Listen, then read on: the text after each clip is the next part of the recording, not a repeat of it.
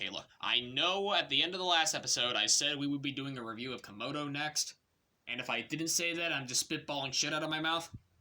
We're just going to ignore that. I recently went to the store, and I was expecting to find diddly squat at the store. However, I found 2 brand new Cars Diecasts just sitting on the shelf waiting to be taken. And one of them was this motherfucker.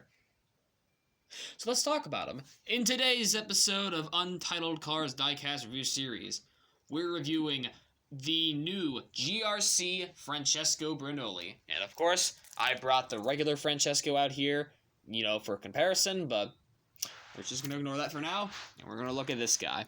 So obviously, the first thing I always mention is the facial expression. This is it's a good facial expression. I like it. It's very calm and very chill, Francesco. You compare it to this one, where it's a bit more, how do I put this? Stock standard for, piston cup racers at the time. Not piston cup racer. I can't speak and I can't use analogy correctly. One thing to note is that we have these blue highlights on the, I'm not entirely sure what these are called.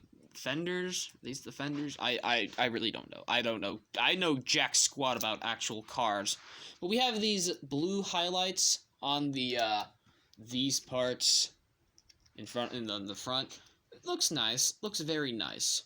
On the sides here, we have the sponsors, which are, I can barely read them, Ride and Ravioli. I don't know what the fuck those are, but they exist. And we also have this really, really nice design. They kept most of Francesco's colors exactly the same.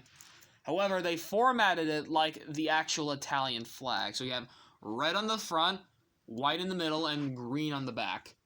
And if it's the other way around, I'm sorry. I know jack squat about flags.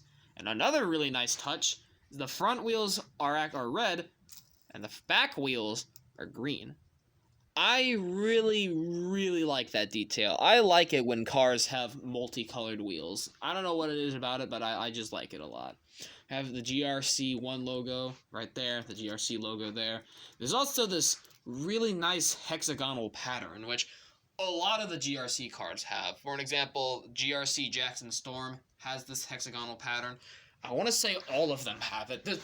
Does GRC Lightning McQueen have that hexagonal pattern? Oh yeah, he does. It's kind of faint, but, he has it. That's a really nice touch. I really like that.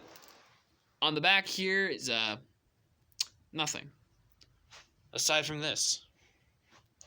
Moving on, we have the other side. It's the same thing. At the front here, we have this, which is pretty much kept exactly the same as it was on the original Francesco, except it's a lot lowered. It's a bit lower on the ground. It's about closer to his mouth than on the regular Francesco, which I don't know how I feel about that.